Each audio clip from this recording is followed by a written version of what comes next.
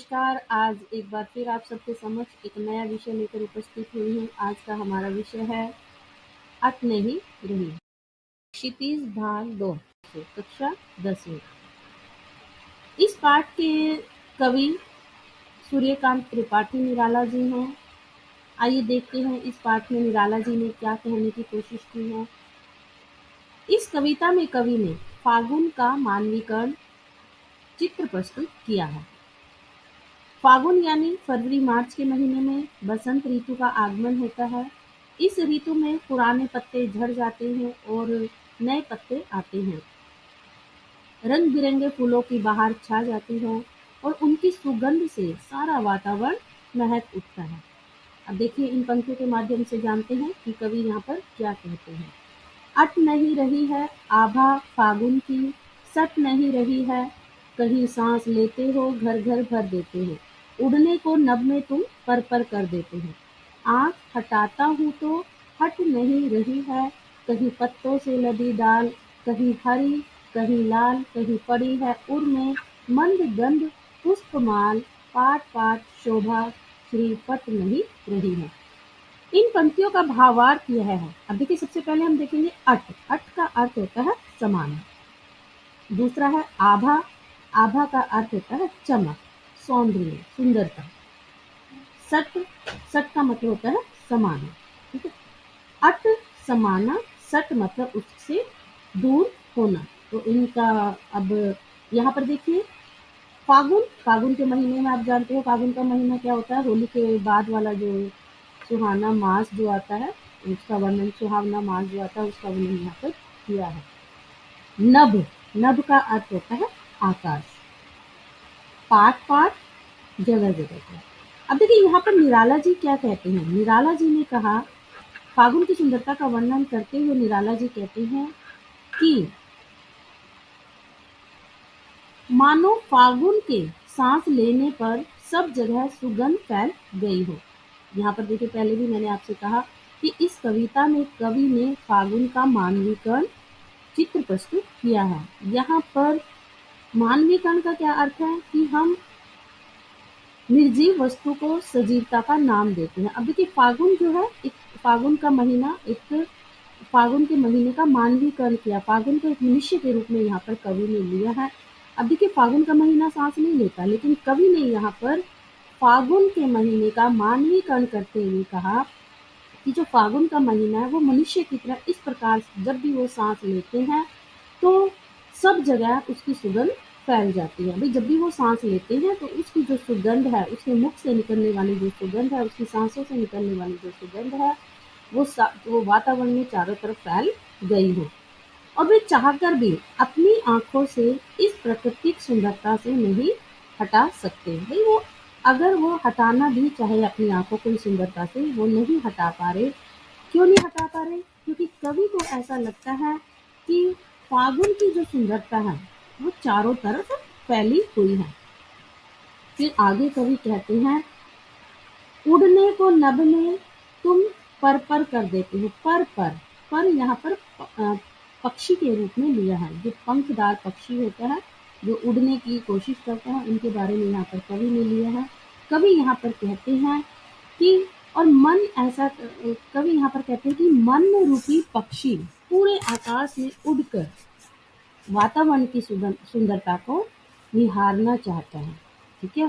तो मन रूपी पक्षी, अब देखिए पक्षी, मन का मानवीकरण यहाँ पर किया है। यहाँ पर कवि कहते हैं कि जो मन रूपी पक्षी है और जो दूसरे पक्षियां, वो इस वक्त इस वातावरण में पूरे आकाश में उड़कर जो वातावरण की जो सुंदरता है उसको निहारना चाहते हैं। उसका एक पल भी वो बर्बाद नहीं करना चाहते, उसका आनंद लेना चाहते हैं। पर कर देते हो, आंख हटाता हूँ तो हट नहीं रही है। यहाँ पर फिर कवि कहते हैं कि इस सुंदरता से मैं जितनी अपनी आंख हटाने की कोशिश करता हूँ, मेरी आंख यहाँ से नहीं हट रही है। क्यों नहीं हट रही है? देखिए आंखों का अगर हम यहाँ पर बात करें तो आंखें जो है वो सुंदर वस्तु को देखने के लिए हर वक्त आतुर रहती हैं, है ना। तो जब भी हमें कोई सुंदर वस्तु नजर आती है, बार बार हमारी आंखें उसी की तरफ जाती है। तो यहाँ पर भी कवि ने उसी सुंदरता का वर्णन किया है। फागुन की सुंदरता का मनमोहक वर्णन यहाँ पर कवि ने किया है। आगे कवि कहते हैं, कहीं पत्तों से लदी डाल, कहीं हरी कहीं लाल। अब इन पंक्तियों के माध्यम से कवि यहाँ पर कहते हैं कि इस मौसम में बाग बगीचे, वन उपवनों के सभी पेड़ पौधे नए नए पत्तों से लद गए हैं। अब देखिए, ये जो फागुन का महीना होता है, बसंत ऋतु का महीना ये होता है, इस वक्त सभी पेड़ों पर पत्ते नजर आते हैं। ठीक है, कोई ऐसा पेड़ नहीं होगा जहाँ पर पत्ते ना हो। हरियाली पूरे यौवन में होती है, प्रकृति अपने पूरे यौवन में इस वक्त होती है। तो यहाँ पर कवि ने फागुन के महीने अर्थात बसंत ऋतु के मौसम का यहाँ पर वर्णन किया है। कवि यहाँ पर कहते हैं कि इस वक्त बाग बगीचों, वन उपवनों के सभी पेड़ पौधे नए नए पत्तों से लद गए हैं। फिर वो कहते हैं कहीं हरी कहीं लाल, और कहीं कहीं पर लाल रंग के पत्ते नजर आ रहे हैं और कहीं कहीं पर हरे रंग के। अब यहाँ पर देखिए, लाल रंग का क्या होता है, अ, जो न्यू बॉर्न पत्ते होते हैं, जो अभी सिर्फ जो पत्ते जन्म ले रहे हैं, है ना, पेड़ों पर जो नए पत्ते उगते हैं, और उनमें जो लाल रंग है वो कोमलता का भी प्रतीक होता है। वो कोमल होते हैं, उनमें लाल रंग लिया हुआ नहीं होता है। वो धीरे धीरे जब वो पकते हैं तो फिर वो हरा रंग धारण करते हैं। यहाँ पर लाल और हरे दोनों रंग के पत्तों का वर्णन यहाँ पर कवि ने किया है। आगे फिर कवि कहते हैं, उन्होंने कहा आगे कहा उन्होंने, कहीं पड़ी है उर में मंद गंध पुष्पमान, पाट पाट शोभा श्री पट नहीं रही है। उर का मतलब है हृदय, गला, है ना। तो यहाँ पर फिर कवि कहते हैं कि कवि को ऐसा लग रहा है। अब देखिए, कवि ने पहले भी कहा कि यहाँ पर मानवीकरण किया है, तो मानवीकरण एक मनुष्य के रूप में प्रकृति का वर्णन यहाँ पर कवि ने किया। फागुन के महीने का वर्णन एक मानवीकरण के रूप में उन्होंने किया है। यहाँ पर कवि कहते हैं कि जिससे कवि को ऐसा लग रहा है कि जैसे प्रकृति देवी ने अपने गले रंग बिरंगे और सुगंधित फूलों की माला पहन रखी हो। तो ऐसा क्यों कहा कवि ने, वो इसलिए कहा क्योंकि इस वक्त चारों तरफ फूल जो हैं वो खिले हुए हैं, और खिले हुए फूल इस प्रकार प्रतीत हो रहे हैं कि जैसे प्रकृति ने फूलों की माला अपने गले में धारण कर रखी हो। फिर दोबारा कवि यहाँ पर फिर कहते हैं, इस सर्वव्यापक सुंदरता का कवि कहीं और छोर नजर नहीं आ रहा, इसलिए कवि कहते हैं कि फागुन की सुंदरता अट नहीं रही है। अब देखिए, यहाँ पर मंद गंध पुष्पमाल, पाट पाट शोभा श्री पट नहीं रही है। पाट पाट मतलब जगह जगह पर, मंद धीमी, गंध खुशबू, पुष्पमाला पुष्पों की माला। यहाँ पर कवि ने फिर पुष्पों की सुगंध के बारे में उन्होंने वर्णन किया है।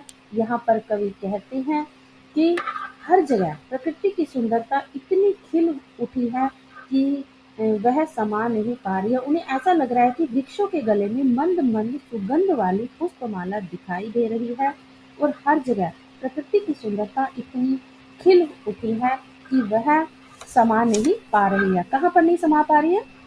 कवि के मन में।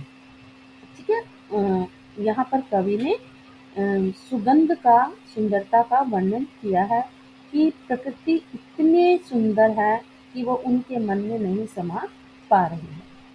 इसी के साथ हमारा आज का विषय समाप्त होता है। उम्मीद करूंगी कि आपको मेरा ये विषय पसंद आएगा। मेरे वीडियो को लाइक और सब्सक्राइब अवश्य करें, ताकि मैं आप लोगों के लिए एक नए नए विषय लेकर उपस्थित हो सकूं। अभी के लिए आप सबका बहुत बहुत धन्यवाद।